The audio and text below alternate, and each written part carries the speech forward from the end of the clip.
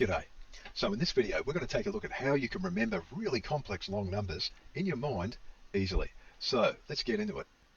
Which is easier to remember? The quick brown fox jumped over the lazy dogs, plural, or 177794280639184150170. Now, if I asked you to memorize one of these, which one would you choose and why? Just kidding. No, which one of those would you rather remember?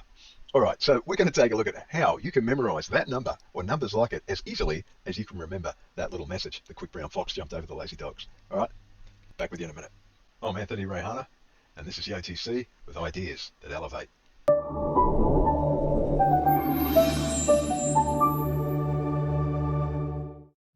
All right, so what I'm going to teach you is a way to encrypt numbers using letters. This number here is actually that message. I'm going to show you how this encryption method works, and you're going to be able to write secret passwords and encrypt messages in plain sight of other people, and you'll be able to look at sentences like this and just go, oh, that's 1777942. You'll just be able to read it off as if they're numbers themselves. This is really handy if you need to memorize, phone numbers or any number of things. Then you can create little stories out of the words and create images in your mind to connect those stories, so you can reconstruct the sentence and then reconstruct the number that you've encoded. It's a really cool trick, and it's a really powerful trick. And once you master this, there's quite a number of really cool things you can do with it. Let's get into it. I'll show you how it works.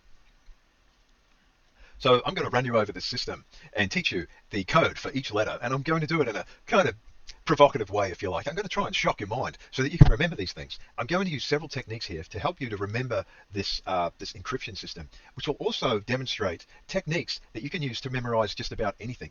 Because often the reason that we don't remember things is simply that we don't make the effort to. But there's a few things about our mind and the way in which it works that gives us some clues to help us memorize things. One of them is association. If we already know something, then we can usually attach something to it by using, say, association. This is one very quick and easy way to memorize things. Another method is rhyming. If you can come up with a rhyme for something, then that makes it easier for you to remember sentences and phrases as well. So taking this idea of association further, there's this concept known as mapping.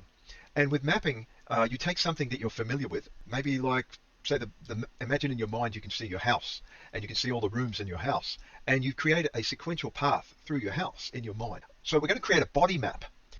We're going to create 10 points on our body and use our body as a map.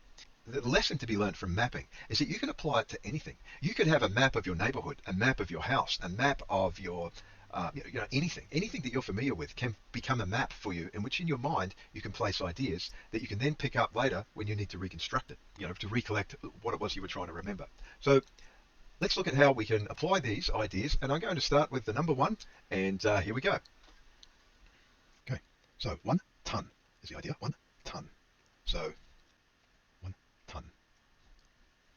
And I want you to imagine a 1 ton brick, and we drop it on your foot. Bam. And it lands right on your toe. So 1 ton on your toe. Bam. Okay, 2 new. 1 ton, 2 new. And I want you to imagine that you've just got 2 brand new knees, right? Brand new knees. 2 new knees. A nice new shiny ticket on those knees, and that costs you $100. 2 new knees. 1 ton on your toe. Bam. 2 new knees. All right, so 3 me, or 3 meat, because we're going to put this meat right on the big muscle on your leg, the main muscle, this thing. 3 me on your knee or your leg. 3 me muscle. And I don't know, awful thought. Okay, 4.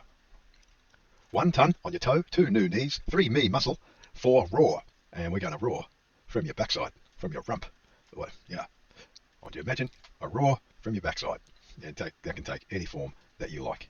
And of course, we're going to think of kitty cats. You got a kitty cat in your pants, and he's roaring.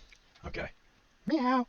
1 ton on your toe, 2 new knees, 3 me muscle, or 3 meat muscle, 4 roar from the backside, from your rump, 4 roar from the rump. And the last one is 5 live, as in a live video, from your liver.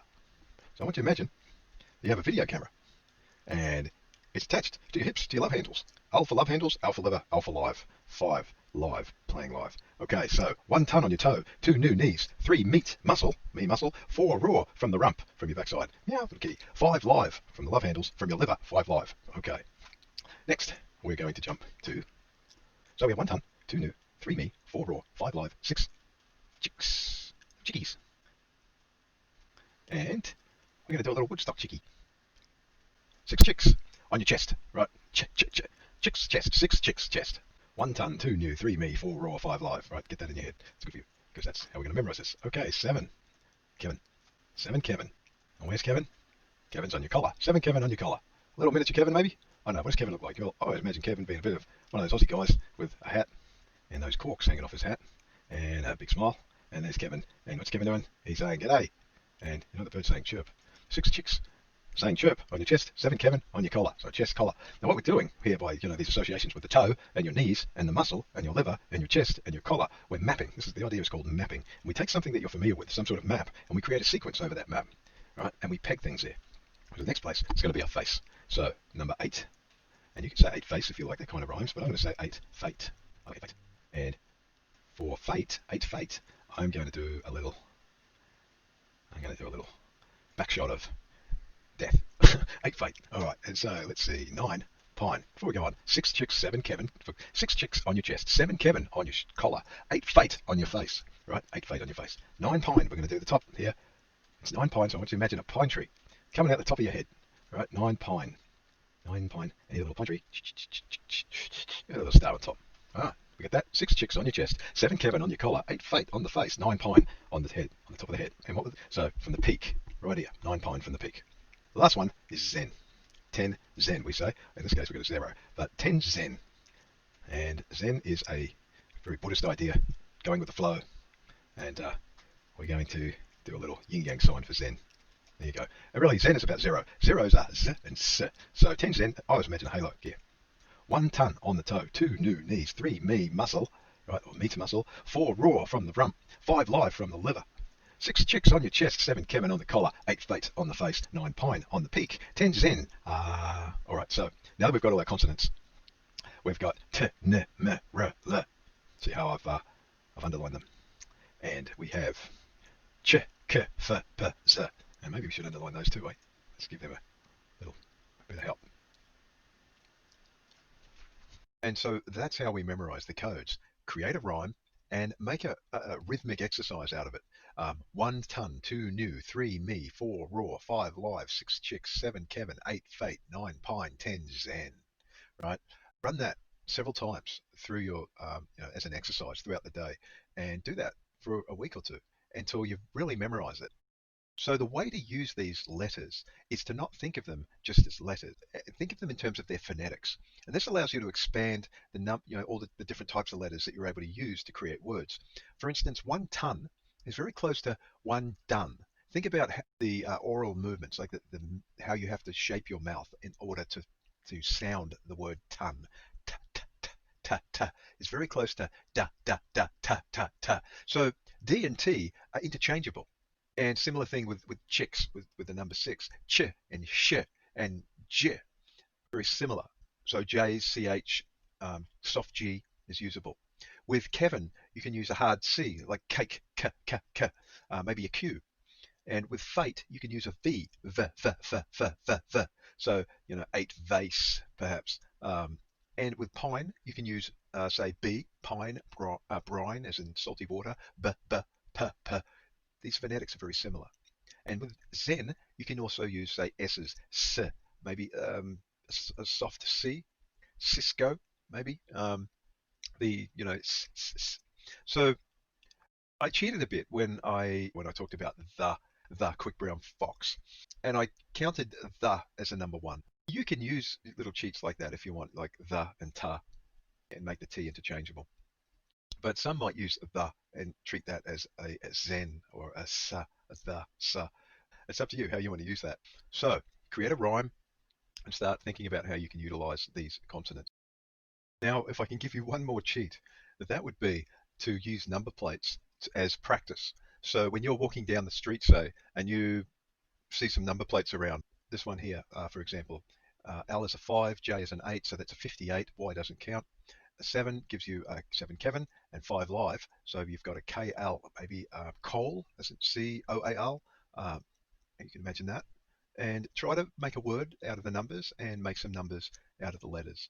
And just walk down the road and, pick things out and while you're on a walk or something, or as cars drive past, and just amuse yourself with that, and it'll build up your ability to very quickly look at numbers and convert them into letters, like this one, rap san, um, rope send, rope sin, rope sun, rope sun, a rope all the way to the sun.